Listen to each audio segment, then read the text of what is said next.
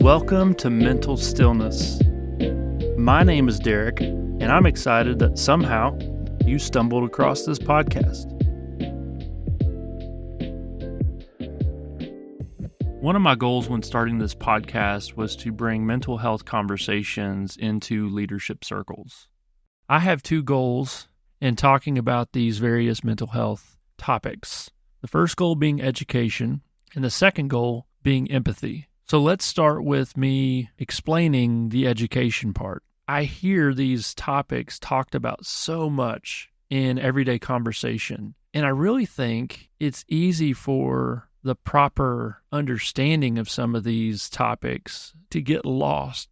A perfect example of that is people using anxiety, depression, and trauma in everyday language when that might be the case, but that might also not be the case. And so I think by talking about some of this, I can almost help bring the understanding and some of the proper definitions back to the forefront of the conversation to maybe help chip away at some of the misinformation around some of these topics. So that's why my first goal in talking about these mental health topics is going to be education. The second goal is to promote empathy. And the reality is, if you're a leader, you have people on your team, and these issues are right in front of you, whether you see them or not. By discussing how some of these mental health topics present in the workplace, I think it's only going to help you be a much stronger leader, because then you're going to know a little bit more of what's going on. And also, it's going to give you a lens to process the behaviors you're experiencing. As empathy rises, so does an organization's productivity. And so that's the goal. Over these next several episodes where I talk about some different mental health topics, it's going to be focused on education and also empathy. So let's first answer the question of what is anxiety?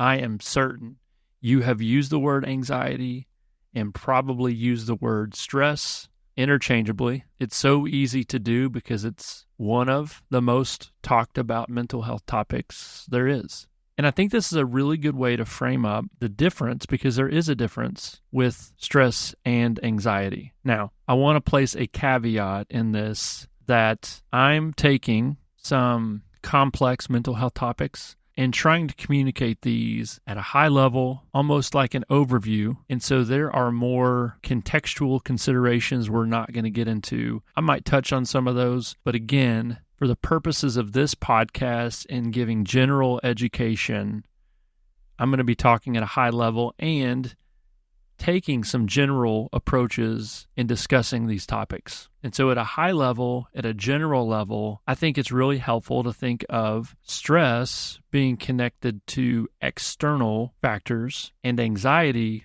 being connected to internal factors. When someone is stressed, there's actual physiological changes that are happening due to that external factor or that external cause. So the classic example, if you have a test in the morning and the first time you've opened the book to study for that test is the night before, the stress you feel is coming from that external test that's going to be happening the next morning. And so you feel that in your body. That puts your body in overdrive. Your body starts to get amped up. Heart rate increases, focus dials in, breathing increases, because your body is preparing you to handle that external factor, that external thing, that test that's right around the corner. And so this kind of stress is helpful. It causes your body to go into peak performance mode. It's not a bad thing that those things are happening. It's putting your body in overdrive. And so you feel that. And so whenever the test is over and there's no longer that external stress, now you may have new stress because now you're externally worried about getting the grade back for the test that you crammed for. But a normal experience with stress is that as the external factor or external cause goes away or dissipates, so does that stress. I said earlier, anxiety is different. Anxiety actually is internal. It's sometimes described as a persistent feeling of dread. And with anxiety, that internal feeling, that internal anguish is occurring when there may not even be an actual threat. And anxiety is stickier than stress because it lingers. Even after the situation has passed, still feels like it hasn't. If anxiety doesn't resolve, that's when it can escalate into what we call anxiety disorders. Some of the more common anxiety disorders are generalized anxiety, phobias, panic disorder, social anxiety, obsessive compulsive disorder, which is OCD, and post-traumatic stress disorder, PTSD. So again, at a high level, stress is a response to external factors. Anxiety comes from within. Stress drops when the external factor goes away or dissipates, but anxiety lingers. It's stickier. We can think of anxiety as chronic stress.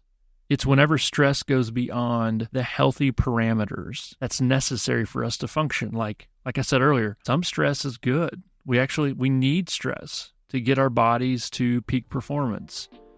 But we've also got to be able to regulate and find ways to get back within a healthy range, especially when our bodies don't need us to be dialed up.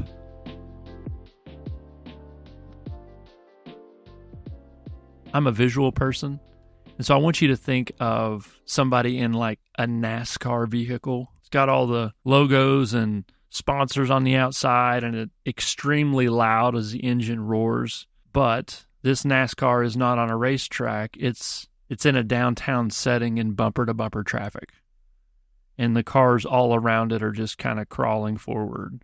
And so you've got this NASCAR with all this energy and this intensity and this power and this volume, but it doesn't need to have all those things in that moment or in that setting. And so it's wasted energy. It's unnecessary. It doesn't make sense contextually. And so that's similar to anxiety. There's a level of excess intensity and stress that doesn't match the environment. As a clinician, one of the very first things we look for when we're diagnosing is this idea of excessiveness. And so there's an excessive nature to anxiety that it's prolonged, it's stickier, it's not going away. Chronic stress can morph into this anxiety disorder.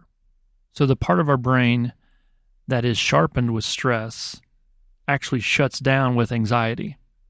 And so when we're stressed, we're maybe thinking a little bit faster, thinking a little bit more clearly, able to articulate. We've got the blood flow and the oxygen going at optimum levels to handle the situation that we're in. But when it transitions into anxiety, now all of a sudden it's outside of that optimal range, and it's so overwhelming that now our brain capacity and that prefrontal cortex that handles high-level thinking and logic and rationality diminishes or shuts down, for lack of a better word.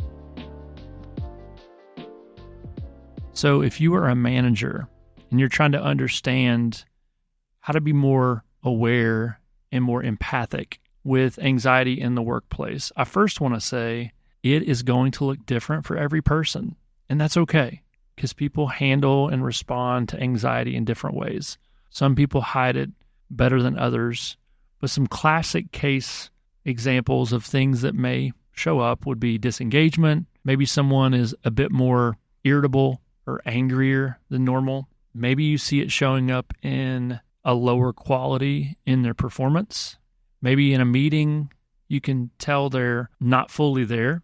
There's a lack of concentration or focus. Maybe it's somebody that normally is organizing and attending social gatherings with their coworkers, and all of a sudden they get quiet, or all of a sudden they don't show up, or they leave early. Maybe it's just an overall lack of energy. These are all symptoms that might point to there being some anxiety underneath the surface.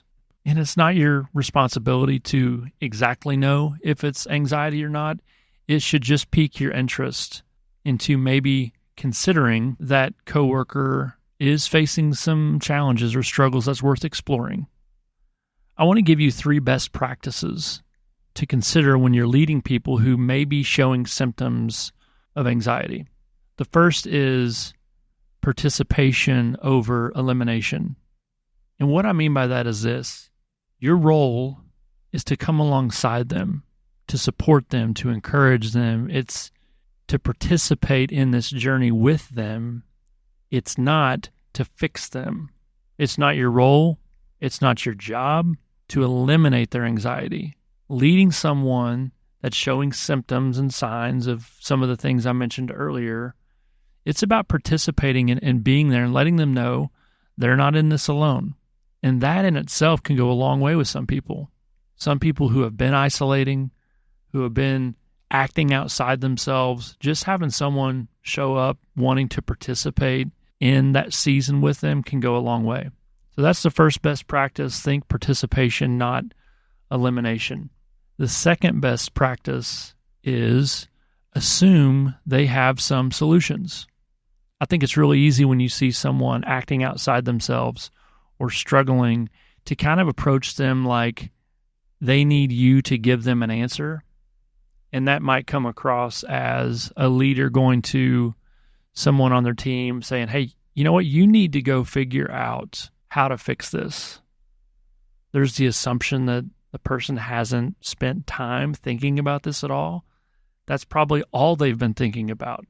And so a better way to approach that might be, hey, seems like you're having some challenges.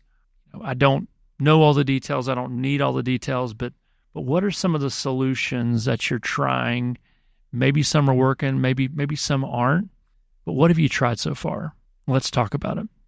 See, there's this implication in that statement of, hey, I know you're actively addressing this, or I'm going to assume you're actively addressing this. What additional support might you need? So the third best practice is be aware of the resources available. Maybe you go to HR and you talk about certain EAP programs, or maybe personally you've had an amazing counseling experience to where you can say, hey, you know what, this group over here, I know of someone, or I myself had some things I needed to kind of talk through with a therapist at one point, and they might be worth reaching out to. Or maybe there's a video or a podcast episode. What resources are available at their fingertips that might be an additional support system? Just to summarize again, in the workplace, different symptoms show up.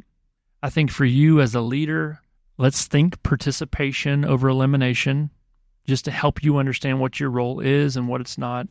Assume that they have some solutions already, and maybe they know what they need to do and they just need a little bit of a nudge to kind of take that next step towards it. And the last best practice is be aware of the resources available.